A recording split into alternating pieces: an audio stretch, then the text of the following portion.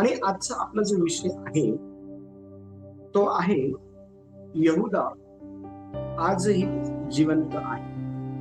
आजचा आपला विषय आहे यहुदा आजही जिवंत आहे. ठीक आहे. आणि प्रभू येशू ख्रिस्ताचा हा एक शिष्य होता. ठीक आहे. यहुदा हा प्रभू येशू ख्रिस्ताचा काय होता? शिष्य होता. आणि यहुदाला प्रभू येशूने सेवा करण्यासाठी निवडलं. ठीक आहे. यहुदाला प्रभू येशूने काय केलं माहिती का? सेवा करण्यासाठी निवडलं. आणि आपण ज्या वेळेला पवित्र शास्त्रामध्ये पहिल्या 4 पुस्तकांचं अध्ययन करतो, ज्याला आपण शुभवर्तमान म्हणतो, तर त्या पहिल्या 4 पुस्तकांमध्ये आपल्याला पाहायला भेटतं की प्रभू येशू ख्रिस्त हा सेवेकरता शिष्यांची काय करत आहे? निवड करत आहे. आणि जी निवड येशूने केली ना, त्या निवडीमध्ये यहुदा इस्करियोत जो आहे तो असलेला आपल्याला पाहायला भेटतो. आणि यहुदाची जी निवड आहे ती येशूने सेवा करण्यासाठी जी आहे ती केलेली होती. ज्यावेळेस आपण मत्तयाचं पुस्तक 28वा अध्याय आणि त्याची शेवटची 19 वचन जे आहे त्याच्यावर आपण वाचतो, तर वचन 19 नुसार आणि 20 नुसार यहुदाची जी निवड आहे ती येशूने केलेली होती. पण ह्या पर्यंत यहुदा जो आहे तो येऊन ठेपला नाही किंवा पोहोचला नाही. यहुदाला ह्याच उद्देशाने प्रभू येशू ख्रिस्ताने जे आहे ते निवडलं. येशूचा उद्देश काय होता माहिती का? की यहुदाने सर्व राष्ट्रातील लोकांना शिष्य करावं, त्यांना बाप्तिस्मा द्यावा पिता पुत्र पवित्र आत्म्याच्या नावाने, आणि जे काही यहुदाला आज्ञापिलं होतं ते सर्व शिकवण्याकरता त्याची निवड जी आहे ती करण्यात आलेली होती. आणि पहा, त्याच्या निवडी संदर्भात तो प्रामाणिक जे आहे तो राहिला नाही, विश्वास जो आहे तो राहिला नाही. त्याने त्याची निवड त्याच्या जीवनामध्ये व्यर्थ जी आहे ती केली. त्याने त्याच्या जीवनामध्ये देवाने ज्या उद्देशासाठी त्याला निवडलेला होता त्या उद्देशाकडे दुर्लक्ष करून ज्या गोष्टीसाठी देवाने त्याला निवडलेलं नव्हतं त्या गोष्टीकडे त्याने लक्ष दिलं, आणि त्या गोष्टींमुळं त्याला नाशाला जे आहे ते सामोरं जावं लागलं. आता आपला आजचा जो विषय आहे यहुदा आजही जिवंत आहे, हे कसं, हेच आज आपण काय करणार आहोत? समजून घेणार आहोत पवित्र शास्त्रात. आता हा विषय समजून घेण्याकरता सर्वात पहिला जो मुद्दा आहे तो आपण लिहिण्या अगोदर आपण एक वचन वाचणार आहोत. आणि योहानाचं पुस्तक 12वा अध्याय आणि वचन 6 जे आहे ते आपण वाचू. आणि ह्या वचनातून आपण यहुदा आजही जिवंत आहे हे समजून घेणार आहोत. आणि हे आजच्या आपल्या संदेशाचं मुख्य वचन आहे किंवा की वचन आहे. ठीक आहे. कोणीतरी वाचण्यासाठी मला मदत करा.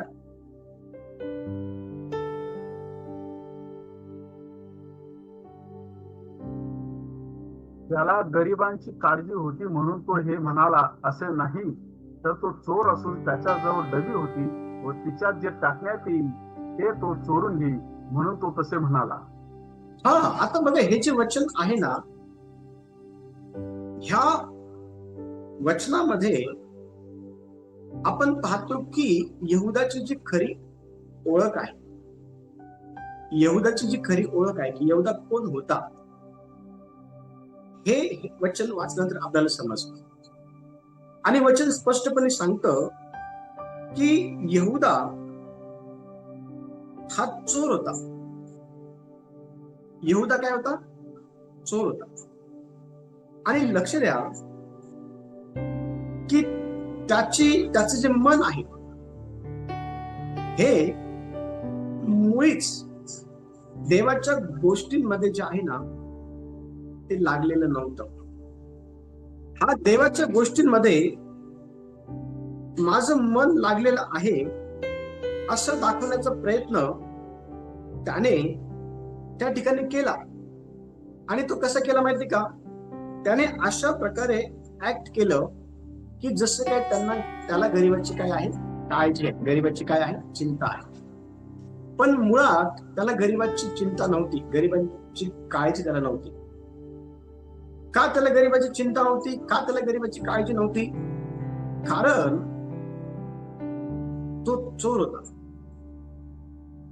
आणि जर तो चोर होता तर तो जास्तीत जास्त स्वतःच्या फायद्याकरता चोऱ्या करणारा अशा प्रकारच्या स्वभाव गुणांनी भरलेला असल्या कारणामुळं त्याच्या मनामध्ये गरिबांविषयी दया, चिंता, काळजी नव्हती. आणि आपण यहूदा आजही जिवंत आहे हे पवित्र शास्त्रातून शिकत असताना बारकाईने प्रत्येक मुद्दे लिहून घ्या. आणि प्रत्येक जे वचन तुम्ही वाचणार आहे त्या वचनाच्या खाली जे आहे ना अंडरलाईन करा. आणि ते वचन काय शिकवतं ते समजून घ्या. आणि हे वचन जेव्हा आपण वाचतो ना तर ह्या वचनातून आपल्याला हे बघायचं आहे काय माझ्यामध्ये आज यहूदा जिवंत तर नाही आहे. आणि जर तो असेल तर त्याला कशा प्रकारे मारलं पाहिजे हे आपण शिकणं फार गरजेचं आहे. मग पहिला जो मुद्दा आहे तो आपण लिहून घेऊया. पहिला मुद्दा आहे देवाच्या सेवेत असताना चोरी होणे हे शक्य आहे. पहिला मुद्दा, देवाच्या सेवेत असताना चोरी होणे शक्य आहे. आता हे जे वचन आपण वाचलं 6वं वचन योहानाच्या पुस्तकाच्या 12व्या अध्यायातलं, तर 6व्या वचनामध्ये अतिशय स्पष्टपणे ब भागात असं म्हटलेलं आहे की तो खजिनदार होता. आताच्या भाषेत सांगायचं ठरलं तर यहूदा इस्करियोत जो आहे ना तो आपण पाहतो की पैशांसंदर्भाचा जो हिशोब आहे तो ठेवणारा होता. आणि जी जबाबदारी त्याच्यावर टाकण्यात आली होती किंवा त्याला देण्यात आली होती त्या जबाबदारीला घेऊन तो प्रामाणिक नव्हता. आणि तो कसा त्याला देण्यात आलेल्या जबाबदारीला घेऊन प्रामाणिक नव्हता हे आपल्याला ह्या वचनाच्या ब भागातून समजतं. आणि ते असं म्हणत आहे की त्याच्याजवळ डबी होती, त्याच्याजवळ खजिना होता, त्याच्याजवळ दानपेटी होती. आणि त्या दानपेटीमध्ये अनेक लोक येशूच्या सेवेकरता भरभरून दान द्यायचे. आणि त्याचा जो हिशोब आहे ना तो त्या ठिकाणी कुठल्याही प्रकारे येशू जो आहे ना घेत नव्हता.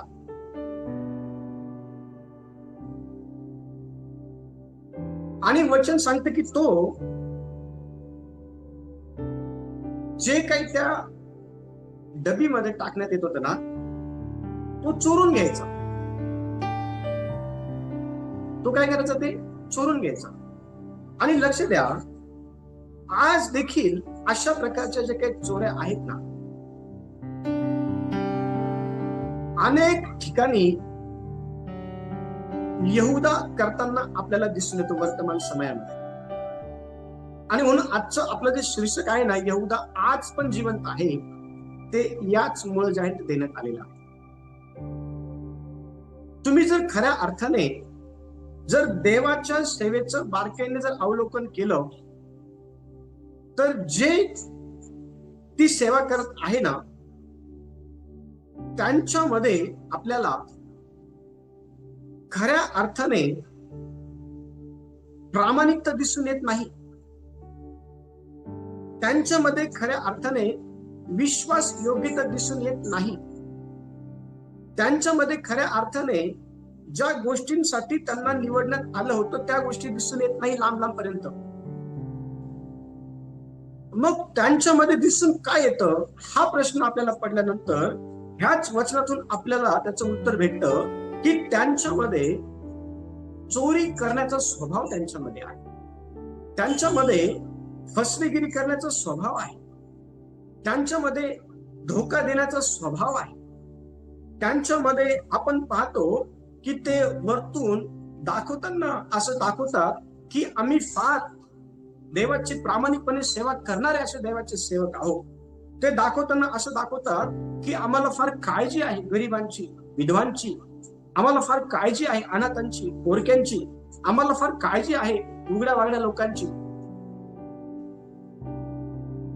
ते दाखवताना असं दाखवतात, परंतु खऱ्या अर्थाने त्यांचं अंतःकरण कशाने भरलेलं आहे हे जर आपल्याला समजून घ्यायचं असेल तर ह्या वचनामध्ये अतिशय स्पष्टपणे हे सांगण्यात आलेलं आहे की तो चोर होता, त्याच्याजवळ दगी होती आणि तो त्यातून वेळोवेळी पैसा चोरत असायचा. आज देखील अनेक ठिकाणी ह्या गोष्टी पाहायला भेटतात. आज देखील अनेक ठिकाणी देवाच्या सेवेमध्ये, देवाची सेवा करणाऱ्या लोकांमध्ये यहूदा अशा प्रकारे आज पण जिवंत आहे. तो यहूदा त्याच वेळेला पूर्णपणे मरणं गरजेचं होतं. ज्या वेळेला त्याने स्वतःला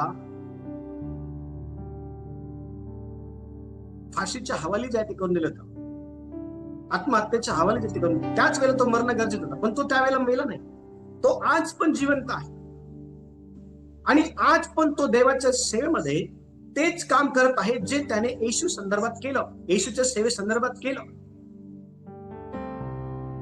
आज देवाची सेवा ही प्रामाणिकपणे न होण्याच्या मागचं कारण जर काय आहे तर अनेकांमध्ये आज यहूदा जिवंत आहे, जो येशूच्या वेळेला जिवंत होता आणि तो आज पण जिवंत आहे. आणि म्हणून देवाच्या सेवेमध्ये पारदर्शकता नाही, देवाच्या सेवेमध्ये विश्वासयोग्यता दिसत नाही, देवाच्या सेवेमध्ये गरिबांविषयी, अनाथांविषयी, विधवांविषयी, पोरक्यांविषयी, उघड्या वागड्यांविषयी दयामाया दिसत नाही, काळजी दिसत नाही, चिंता दिसत नाही.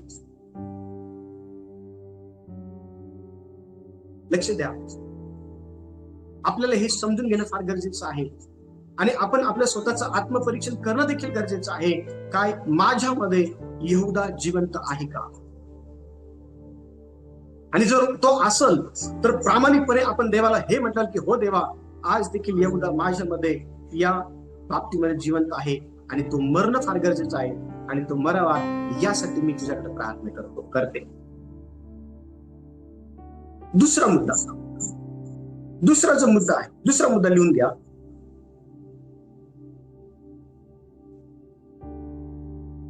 यहूदा येशू सोबत होता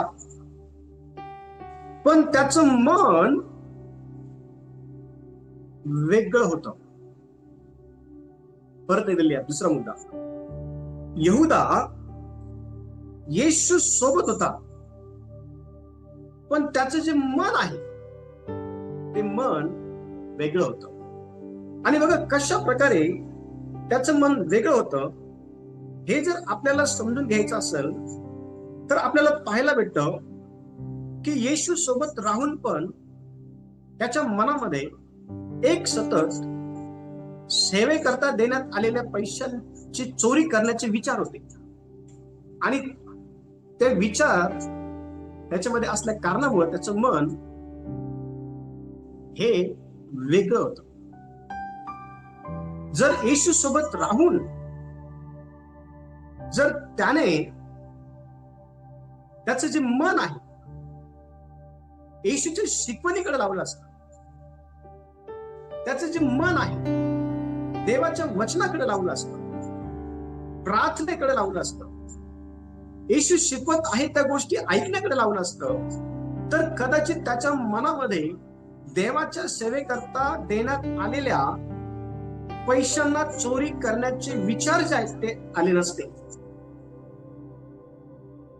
लक्ष द्या, ते जे विचार आहे ना ते विचार मुळीच आले नसते.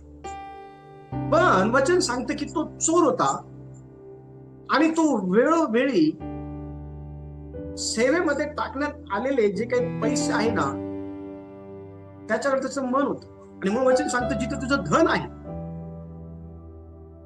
तुझं नाही, ते देवाच्या सेवेकरता देण्यात आलेलं होतं. पण ते धन स्वतःचं धन समजून त्याने स्वतःच्या फायद्यासाठी, स्वतःच्या वैयक्तिक ऐश्वर्यासाठी, स्वतःच्या वैयक्तिक प्रगतीसाठी चोरी त्याने केली. असं समजून तिला सगळं स्वतःच, पण ते स्वतःच नव्हतं. लक्ष द्या, आज पण अनेक ठिकाणी अशा प्रकारे देवाच्या सेवेकरता देण्यात आलेला पैसा हा स्वतःचा आहे अशा प्रकारचा गैरसमज करून देवाच्या सेवेचा पैसा स्वतःच्या ऐश्वर्याकरता वापरण्यात येत आहे. लक्ष द्या, मजुराला त्याची मजुरी मिळाली पाहिजे असं वचन सांगतं. पण तुम्हाला माहितीये का, मजूर हा मजूरच पाहिजे, तो चोर नकोय. समजतंय का? मजूर हा मजूरच असला पाहिजे, तो चोर नको आहे. पण आज मजुराच्या आतमध्ये चोर असल्या कारणामुळं मजुराने मजुरी करणं सोडून दिलं आहे आणि चोरी करणं सुरू केलेलं आहे. वचन अतिशय स्पष्टपणे आपल्याला हे सांगतं की ह्या ठिकाणी यहुदा हा येशू सोबत राहायचा, पण त्याचं मन येशूच्या शिकवणीकडे नव्हतं. त्याचं मन लोक जे आजारी होते, लोक जे भुकेले होते, तहानेले होते, लोक जे प्रॉब्लेम मध्ये होते, अशा लोकांकडे त्याचं मन नव्हतं.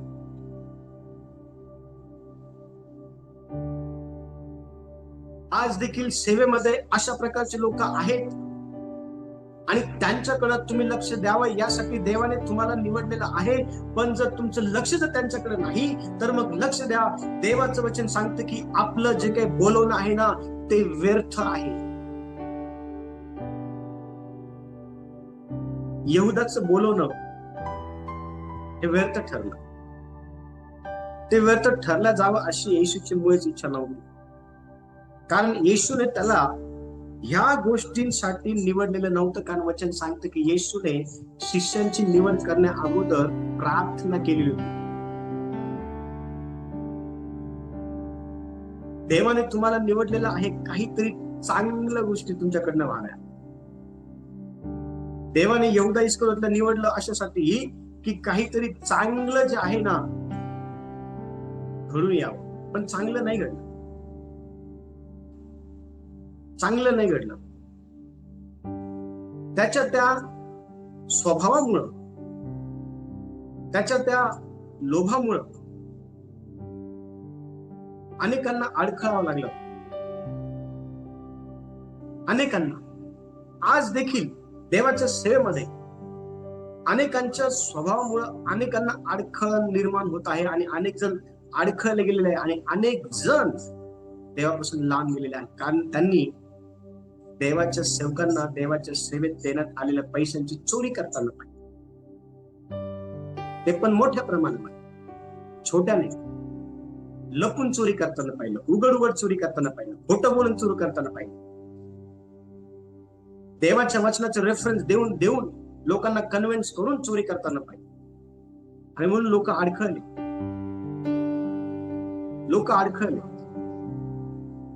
लक्ष द्या, आज अनेक सेवक, आज अनेक देवाचे लेकरं हे इतर लोकांकरता अडखळण्याचं कारण बनत आहे. पण देवाचं सांगतं ज्याच्यापासून अडखळण्याचं कारण होईल त्याची केवढी दुर्दशा होईल. आपली दुर्दशा होणे म्हणून आपण ह्या दिवसांमध्ये देवाच्या वचनाला गांभीर्याने आपल्या जीवनात घेतलं पाहिजे आणि देवाच्या वचनानुसार आपण आपल्या स्वतःला तयार केलं पाहिजे. आणि तयार होण्यासाठी आपण पवित्र आत्म्याची जी काही मदत आहे ती घेतली पाहिजे. कारण पवित्र आत्मा हा उत्तम शिक्षक आहे. पवित्र आत्मा देवाच्या गहन गोष्टींचाही शोध घेतो. पवित्र आत्मा हा तुमच्या हृदयाची जी काही थांग आहे ना ती त्याला माहिती आहे. लक्ष द्या, ह्या दिवसांमध्ये आपण काय केलं पाहिजे. तर देवाचं वचन अतिशय स्पष्टपणे सांगतं की आपण येशू सोबत राहत आहोत, पण काय आपलं मन हे येशूच्या शिक्षणाने आपण भरलेलं आहे का? का यहूदाच्या शिक्षणाने आपण आपलं मन भरलेलं आहे? येशूचा स्वभाव आपल्यामध्ये आहे का? का यहूदाचा स्वभाव आपल्यामध्ये आहे? तिसरा मुद्दा, यहूदा देवाच्या सेवेत होता, तरीही सैतानाने त्याला भरून टाकलं. परत एकदा सांगतो, यहूदा देवाच्या सेवेमध्ये होता, तरीही सैतानाने त्याचं जे मन आहे ते भरलं. आणि कशा प्रकारे सैतानाने यहूदाचं मन हे येशू बरोबर असताना देवाच्या सेवेत भरलं, हे आपण वाचणार आहोत. आणि लूक याचा 22वा अध्याय आणि त्याचं वचन 3 पहा, काय म्हणत आहे वचन 3. तेव्हा 12 प्रेषितांपैकी एक जो यहूदा, ज्याला इस्करियोत म्हणत, त्याच्यात सैतान शिरला. वचन बघ काय म्हणतात. तेव्हा 12 शिष्यांपैकी, 12 प्रेषितांपैकी एक, 12च्या 12 सैतान शिरला नाही, 12पैकी एकामध्ये सैतान शिरला. आणि त्याच्यामध्ये सैतान का शिरला माहितीये का? कारण वचन अतिशय स्पष्टपणे सांगतं की तो चोर होता, तो लोभी होता, त्याला झटकेपट श्रीमंत व्हायला आवडत होता, त्याला लवकरात लवकर स्वतःचे दिवस बदलायला त्याला आवडत होतं. त्याच्या मनामध्ये एक सतत त्याच गोष्टी चालू होत्या. कुठून पैसा येईल, कसा कमवायचा, कसा काढायचा, कसं फसवायचं, कसं वेळात काढायचं, कसं धार्मिकतेचं सोंग घ्यायचं. बघा वचन पुढे बघा, वचन 4 पहा. तो मुख्य याचक व सरदार यांच्याकडे निघून गेला आणि त्याच्या हाती त्याला कसे धरून जावे याविषयी त्याने त्यांच्याशी बोलणे केले.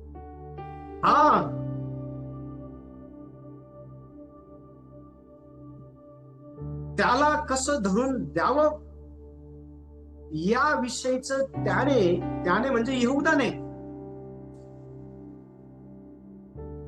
बोलणं केलं मुख्य याजक आणि सरदार यांच्या बरोबर. आणि ते बोलणं त्याने फ्री मध्ये केलं का?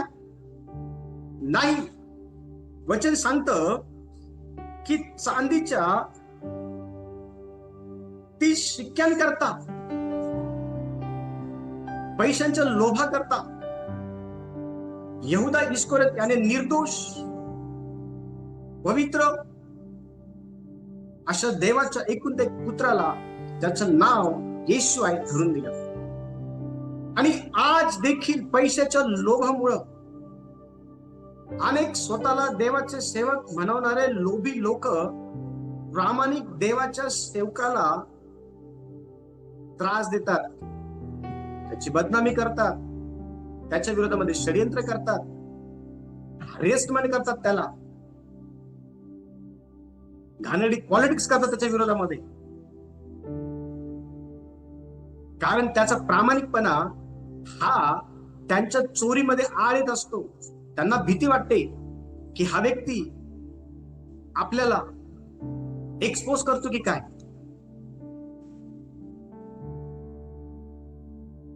यहूदा इस्करियोत याने येशू सोबत राहून ज्या गोष्टींसाठी त्याला निवडलं होतं तर ती गोष्ट त्यांनी करायला पाहिजे होती, पण त्यांनी ती गोष्ट न करता जे काही पैसे देवाच्या सेवेकरता लोक देत होते त्या पैशांकडे त्याने बघितलं, त्या पैशांप्रती त्याने मोह ठेवला, त्या पैशांप्रती त्याने त्या ठिकाणी चोरी करायला सुरुवात केली. त्या पैशांमुळे त्याच्या जीवनात बेईमानी आली. त्या पैशांमुळे त्याने विश्वासघात जो आहे तो करण्याकरता विचार केला. आणि लक्ष द्या, त्याच्या अशा प्रकारच्या घाणेरड्या मळीन अंतःकरणामुळे सैतानाला त्याच्यामध्ये शिरायला संधी त्याने दिली. आणि सैतानाने त्याचा उपयोग करून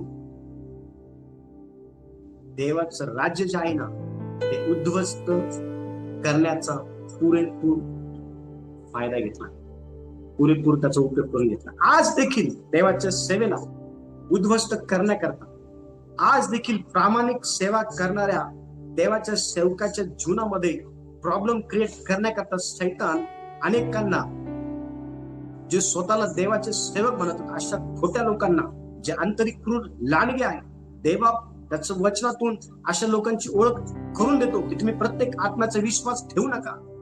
ते आज देवाची सेवा उद्ध्वस्त करत आहे, सेवकांचं लाईफ उद्ध्वस्त करत आहे, सेवकांविरुद्ध खोट्या साक्षी ज्या आहेत ना ते उभे करत आहे, सेवकांना हॅरेसमेंट करत आहे, सेवकांची बदनामी करत आहे, सेवकांविरुद्ध कुयुक्त करत आहे.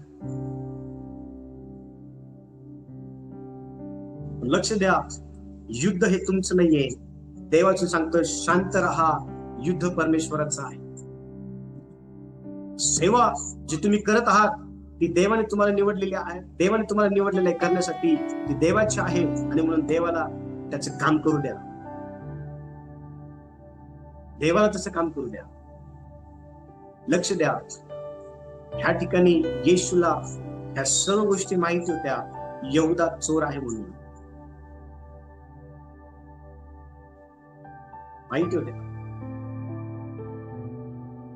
पण यहूदाला अनेक वेळा येशूने संधी दिली बदलण्याची, सुधारण्याची, पापांचा अंगीकार करण्याची, पापांची क्षमा मागण्याची. अनेक वेळा येशूने त्याला संधी दिली, पण त्याने वेळेचा सदुपयोग केला नाही, संधीचा सदुपयोग त्याने केला नाही. चर्च आजही अनेक देवाचे सेवक म्हणणारे स्वतःला, त्यांच्याकडे संधी आहे, त्या संधीचा फायदा त्यांनी करून घेतला पाहिजे, पापांची क्षमा मागितली पाहिजे, झालेल्या चुका स्वीकारल्या पाहिजे. पण अंतःकरण कठोर झाले, त्यांचं अंतःकरण जे आहे ना कठोर झालेलं, कठोर. आणि त्यामुळे त्यांना चांगलं काय आणि वाईट काय याच्यातला फरक कळत नाही. देवाचं सांगतं यहूदा हा देवाच्या कामामध्ये होता, पण तरीही सैतान जो आहे ना त्याच्यामध्ये शिरला. लक्ष द्या, देवाच्या कामामध्ये वरवर नकोय, बाहेरून नकोय, अंतःकरणापासून. आणि वचन सांगतं की परमेश्वर देव जो आहे ना बाहेरून नाही बघत, आतून बघतो. कोण त्याचे सेवक आहे, कोण राज्याचे पुत्र आहे आणि कोण सैतानाचे पुत्र आहे, देवाला कळतं, देवाला कळतं. आणि म्हणून ह्या दिवसांमध्ये आपल्याला ह्या गोष्टी समजणं फार गरजेचं आहे. चौथा मुद्दा, यहूदा शिष्य होता, पण त्याला खरं प्रेम जे आहे ना ते त्याच्यामध्ये नव्हतं. येशूने त्याची निवड शिष्य म्हणून केलेली होती, पण त्याच्यामध्ये खरं जे प्रेम आहे ना येशू प्रती ते नव्हतं. देवाप्रती खरं प्रेम त्याच्यामध्ये नव्हतं. आणि जर त्याच्यामध्ये देवाप्रती खरं जर प्रेम असतं ना तर त्याच्याकडनं येशूला जे आहे ना धरून दिल्या गेलं नसतं. बघा वचन काय सांगते, मत्तेचं पुस्तक 26वा अध्याय आणि 49 वचन पहा. 26वा अध्याय आणि 49 वचन.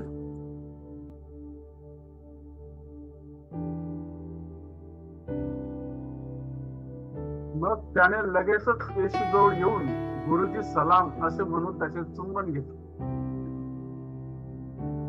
पुढे वाचा. येशूने त्याला म्हटले, गड्या ज्यासाठी आला आहेस ते कर. तेव्हा त्यांनी जवळ येऊन येशूवर हात टाकून त्याला अटक केली. बघा या ठिकाणी अतिशय स्पष्टपणे आपल्याला किती ढोंग दिसत आहे यहूदा इस्करियोतच्या त्या कृतीमधून. यहूदा येशूला हे दाखवण्याचा प्रयत्न करत आहे की त्याच्या मनामध्ये त्याच्या प्रती फार प्रेम आहे, आणि ते प्रेम त्याने कशा प्रकारे दाखवायचा प्रयत्न केला तर वचन सांगत आहे की तो त्याच्या जवळ गेला आणि त्याच्या जवळ जाऊन त्याने त्याला सलाम केला. सलाम म्हणजे आत्ताचं प्रेस लॉर्ड, आत्ताचं जय येशू. आणि पुढे असं म्हटलेलं आहे की त्याने त्याचं चुंबन घेतलं. लक्ष द्या, आज देखील देवाच्या सेवेमध्ये अशा प्रकारच्या यहुदाला आपण बघतो जिवंत असताना लोकांमध्ये. ते दाखवताना असं दाखवतात की आमच्या मनामध्ये तुमच्याविषयी फार प्रेम आहे, आणि इतकं काय गोडगोड बोलतील, इतकं काय गुळगुळीत बोलतील, इतकं काय त्यांच्या बोलण्यातून मत स्त्रवल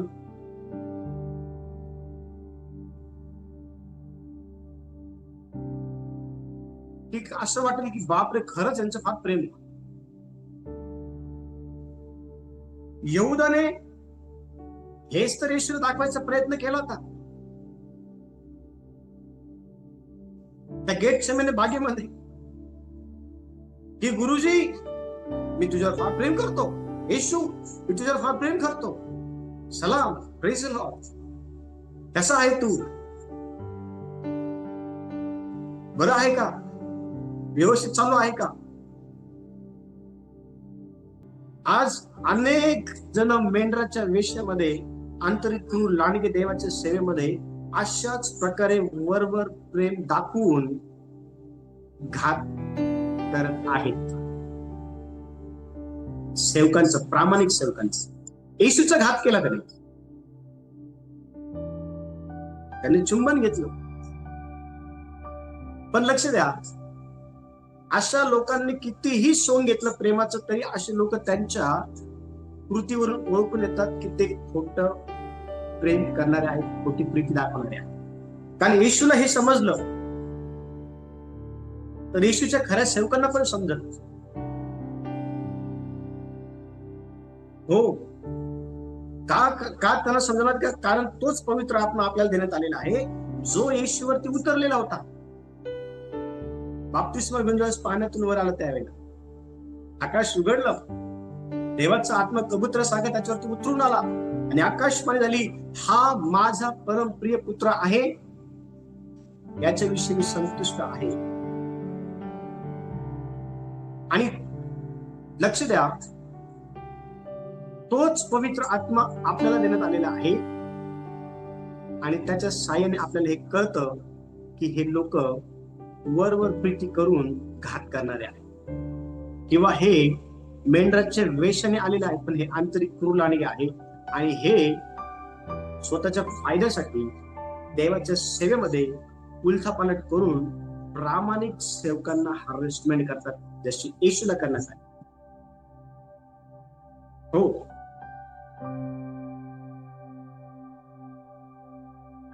यहुदा शिष्य होता,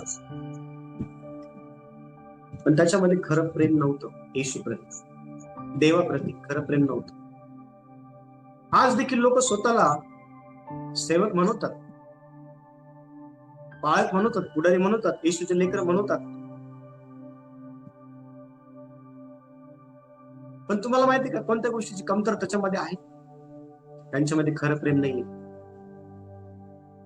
जर त्यांच्यामध्ये खरं प्रेम जर असतं ना, तर त्यांनी देवाच्या प्रामाणिक सेवकाला सेवा करण्याकरता सपोर्ट केला असता, आधार दिला असता, त्याला टॉर्चर नसतं केलं, मेंटली हॅरेसमेंट नसतं केलं, त्याचं साक्ष खराब नसतं केलं, त्याच्याविषयी डावपेच नसते खेळलं, त्याच्याविषयी लोकांना चिथवलं नसतं, भडकवलं नसतं. या ठिकाणी यहुदानी जे आहे ना, लोकांना चिथवलं होतं. यहुदा म्हटला, ज्याचं मी चुंबन घेईल ना त्याला धरा, कारण तोच तो आहे. यहुदाने येशूविषयी अनेक जे आहे ना, लक्ष द्या, अनेक चुकीच्या गोष्टी केल्या जातात. आज पण तसंच करत आहे, आज पण तसंच चालू आहे. आणि म्हणून ह्या सर्व गोष्टी कुठे पाहायला भेटत माहिती का? जगामध्ये नाही, देवाच्या सेवेमध्ये. पुढचा मुद्दा, यहुदा खोटा हितचिंतक होता, गरिबांसाठी फक्त तो बहाणा होता. यहुदा खोटा हितचिंतक होता, गरिबांसाठी बहाणा होता. यहूदाने त्याच्या एकंदर कृतीतून लोकांना हे दाखवण्याचा प्रयत्न केला की मला फार चिंता आहे गरीब लोकांची, मी त्यांच्याबद्दल फार जे आहे ना फार मी त्यांच्याबद्दल काळजी करतो. आणि लोकांना वाटलं खरंच असंच असेल की काय. पण तुम्हाला माहितीये का, तो एक त्याचा बहाणा होता. कारण मुखोटा वेगळा आणि त्याच्या मागे काम वेगळं होतं एवढंच. आणि बघा काय म्हणते वचन, बघा योहानाचं पुस्तक 12 अध्याय आणि 5 वचन.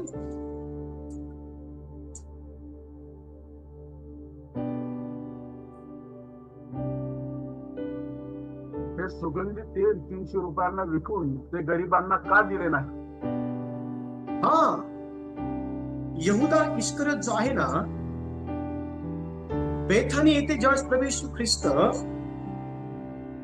होता त्यावेळेला मरिया नावाच्या एका स्त्रीने त्याचा तेलाभंग केला. आणि यहूदा जो आहे ना, यहूदा हा इतका खोटा होता किंवा इतका धूर्त होता किंवा इतका आपण म्हणतो की चालाक होता की त्याची ती चालाकी शिवाय येशूच कोणालाच नाही कळालं.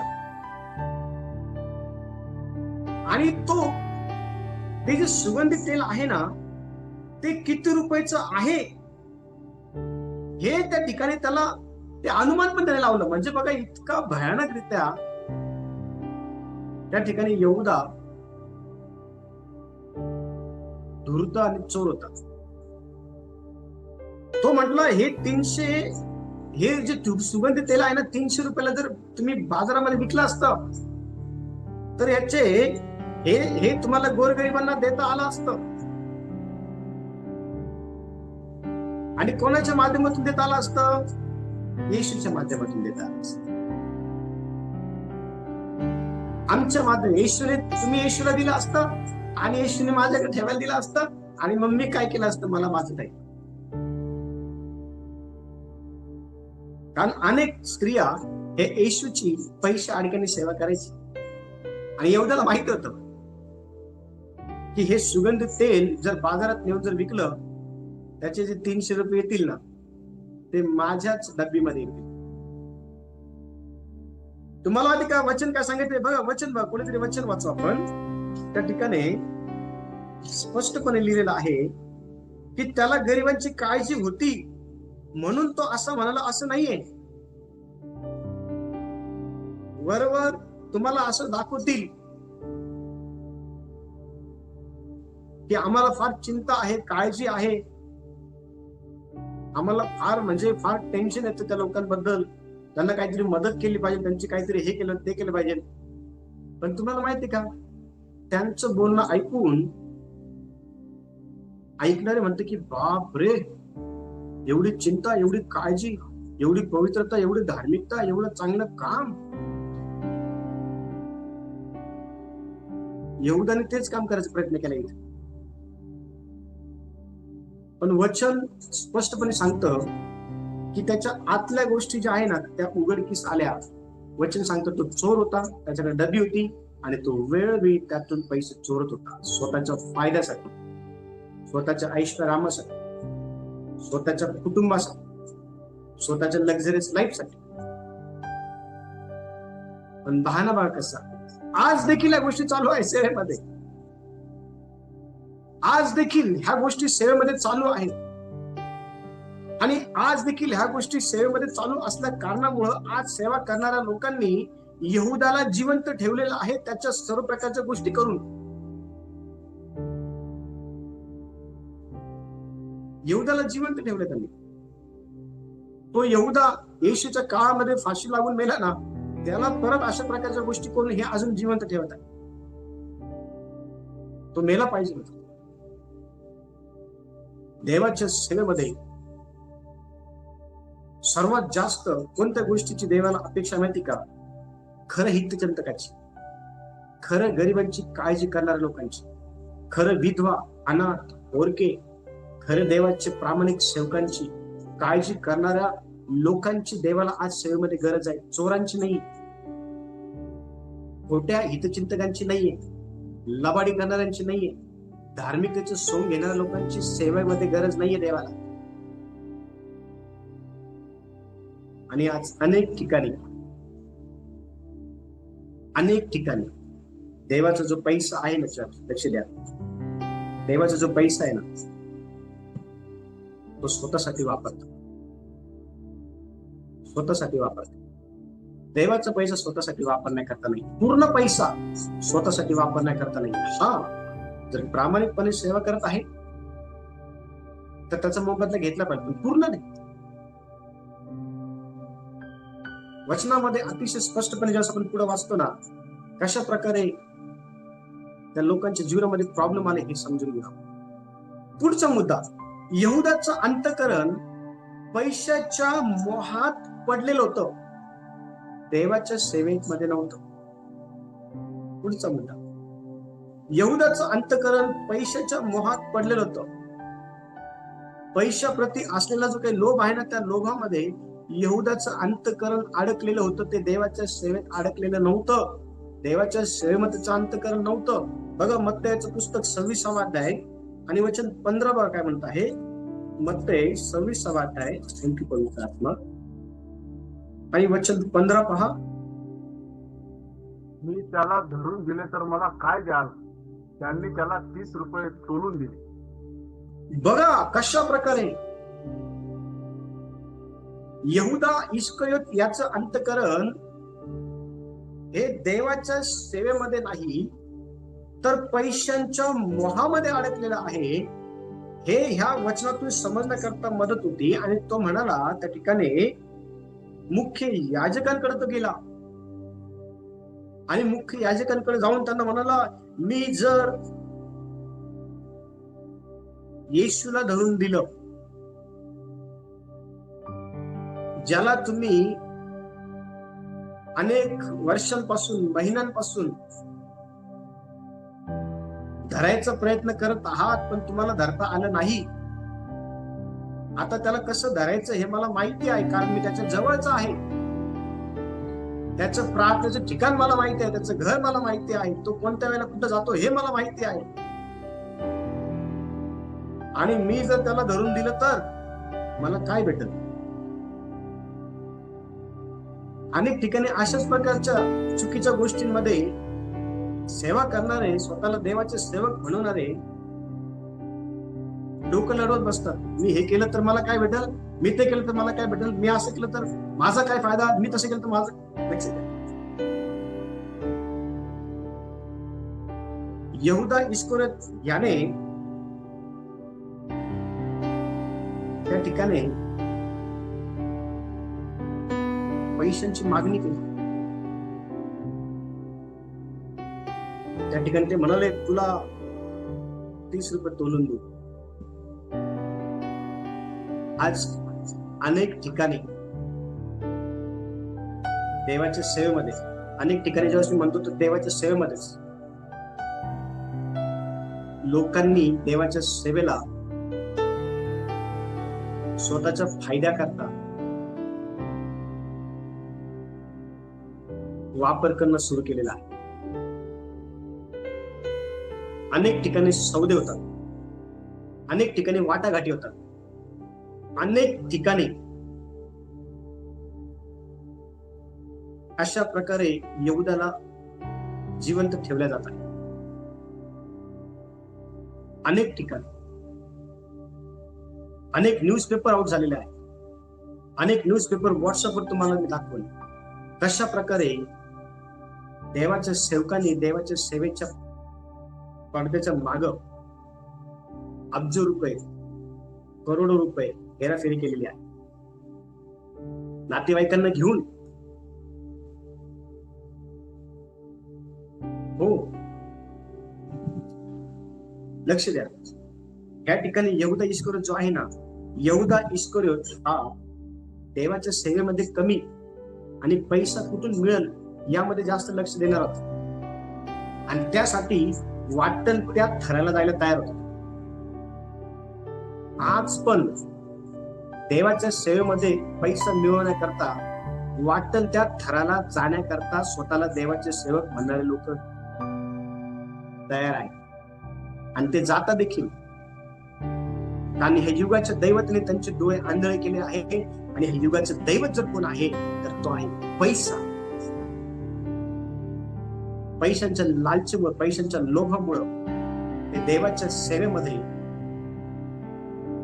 राहून देवाच्या गोष्टींकडे लक्ष देण्याऐवजी ते स्वतःच्या गोष्टींकडे, स्वतःच्या ऐश्वर्यामध्ये, स्वतःच्या फायद्याकडे, नातेवाईकांच्या फायद्यांकडे, ओळखीच्या लोकांच्या फायद्यांकडे लक्ष देत आहेत आणि देवाची सेवा त्यांनी कमवण्याचं साधन केलेलं आहे. दाखवताना दाखवतील की आम्ही देवाचे सेवक आहोत. रॉंग. यहूदाने देखील तेच दाखवायचा प्रयत्न केला. पण तुम्हाला माहिती का, कालांतराने तो कोण आहे हे त्याच्या कृतीतून समजलं लोकांना. पुढचा मुद्दा लिहून घ्या. यहूदा येशू सोबत राहूनही पश्चाताप न करता मरण पावला. पुढचा मुद्दा, यहूदा येशू सोबत राहूनही पश्चाताप न करता मरण पावला आणि त्याने मरावं म्हणून त्याला निवडलं नव्हतं. येशूने त्याने मरावं म्हणून येशूने त्याला आपल्या सोबत ठेवलं नव्हतं. तो मरावा म्हणून त्याच्यासाठी एक दिवस अगोदर प्रार्थना केली नव्हती येशूने परमेश्वर पित्याकडं. त्याने चांगलं लाईफ जगावं, त्याने देवाची सेवा करावी, त्याने आंधळ्यांना बरं करावं, त्याने मेलेल्यांना जिवंत करावं, वचन सांगावं, रोग्यांवर हात ठेवावं, बरं व्हावं, भूतं काढावे, त्याने मंडळांची स्थापना त्याने करावी. हो, यासाठी देवाने त्याला निवडलं होतं. पण तुम्हाला माहिती का, त्याला त्याची जी निवड आहे ना ती समजून घेतली आहे. आणि ती का समजून नाही घेतली त्यांनी? कारण त्याच्या लोक होता, दयनी होती, फसवेगिरी होती त्याच्यामध्ये. तो येशू सोबत राहून देखील त्याने त्याच्या पापांचा पश्चाताप केला नाही. त्याने तो करायला पाहिजे होता, त्याच्याकडे ती संधी होती. बघा वचन काय सांगते, मत्तयाचं पुस्तक 27वा अध्याय आणि वचन 5 बघा काय म्हणते. वचन 5. धन्यवाद. मग त्याने ते रुपये मंदिरात फेकून दिले व जाऊन गळपास घेतला. त्याला काय प्रकाशन मिळालं की ज्याला मी धरून दिलेला आहे ना तो निर्दोष आहे. वचन 4 बघा. वचन 4, संधी निघून गेल्यानंतर त्याला ते रेव्हलेशन भेटलं. बघा वचन 4, मी निर्दोष जीवाला धरून देऊन पाप केले आहे.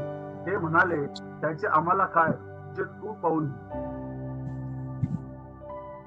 ज्या वेळेला येशूला जीवे मारण्यासाठी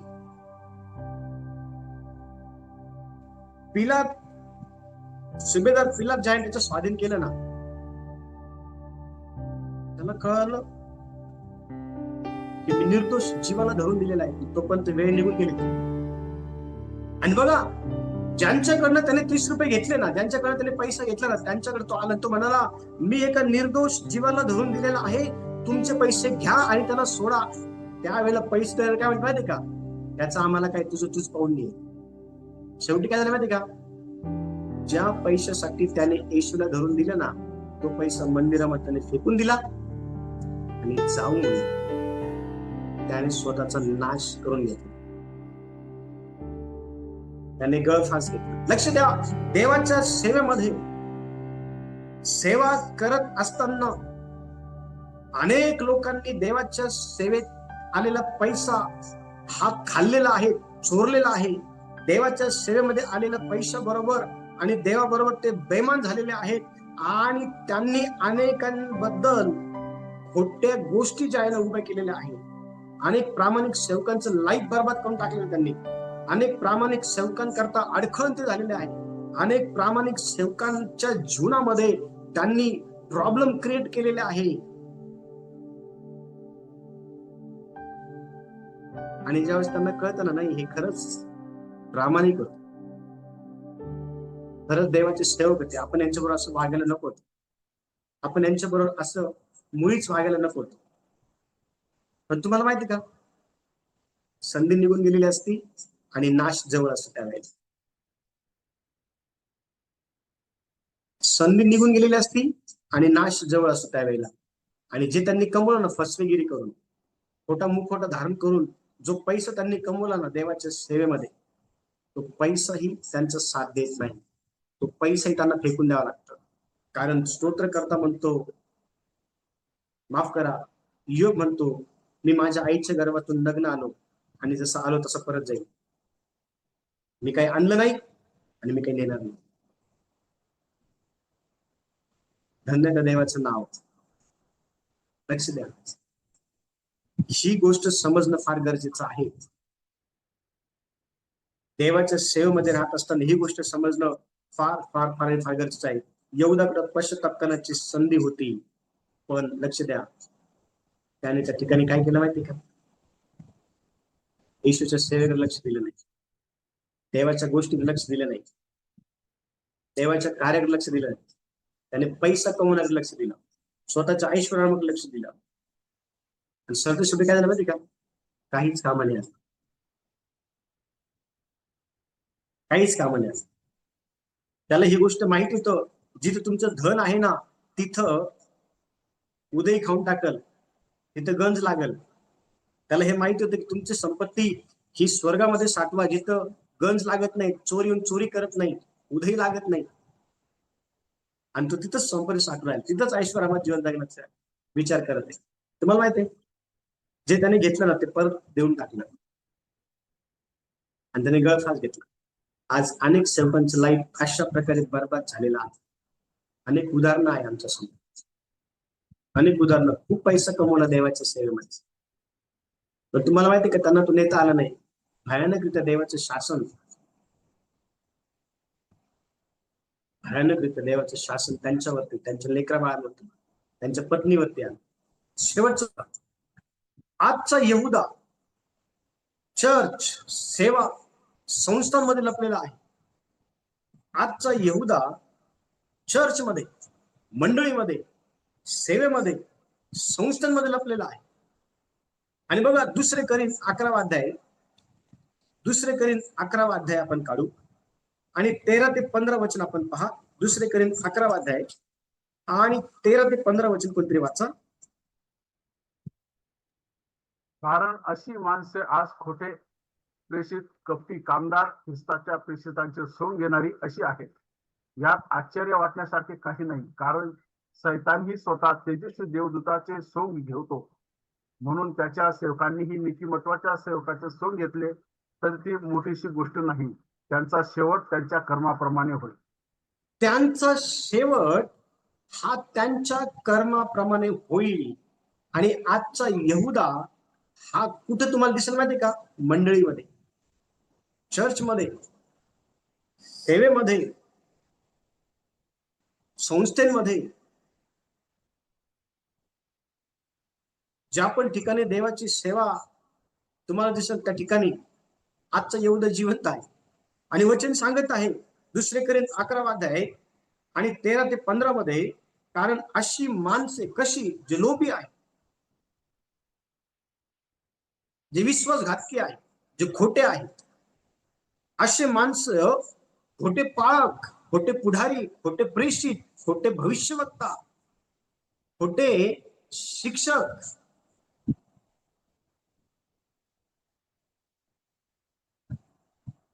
कपटी कामदार, ख्रिस्ताच्या प्रेषितांचं सोंग घेणारे असे ते आहेत. मी पाळक आहे, मी पुढारी आहे, मी संदेष्टा आहे, मी भविष्यवक्ता आहे, मी अमुक, मी तमुक, मी देवाचा असं आहे, तसं. पण तुम्हाला ते वचन काय सांगत आहे, त्यांनी धार्मिकतेचं सोंग घेतलेलं आहे. यात आश्चर्य वाटण्यासारखं काही नाहीये, कारण सैतानही स्वतः तेजस्वी देवदूताचं सोंग घेतो. आणि सैतानाने तेजस्वी स्वरूपाचं धुवून घेतलेलं आपल्याला योबाच्या पुस्तकामध्ये पाहायला भेटतं की सैतान हा देवपुत्रांमध्ये उभा होता. येशून त्याला ओळखलं, पित्याने त्याला ओळखलं. म्हणून त्यांच्या सेवकांनीही नीतिमत्वाच्या सेवकांचं सोंग घेतलं तर ती मोठीशी गोष्ट नाही. त्यांचा शेवट त्यांच्या कर्माप्रमाणे होईल. लक्ष द्या. आज पण यहूदा कोणत्या ठिकाणी जिवंत आहे, कशा प्रकारे जिवंत आहे, कशा प्रकारे सोंग घेतो, हे आज आपण सविस्तरपणे जे आहे ना ते शिकलेला. यातून आपल्याला काय शिकायचं आहे? आपल्यामध्ये यहूदा जिवंत तर नाही. आणि जर असेल तर आज तारणाचा दिवस आहे, आज पश्चातापाचा दिवस आहे, आज पाप कबूल करण्याचा दिवस आहे, आज क्षमेचा दिवस आहे, आज देवाला प्राप्त करून घेण्याचा दिवस आहे. देव समीप आहे तोपर्यंत. देवबाप या वचनाच्या द्वारे सर्वांना आशीर्वाद देव, सर्वांना प्रेस, सर्वांना आपला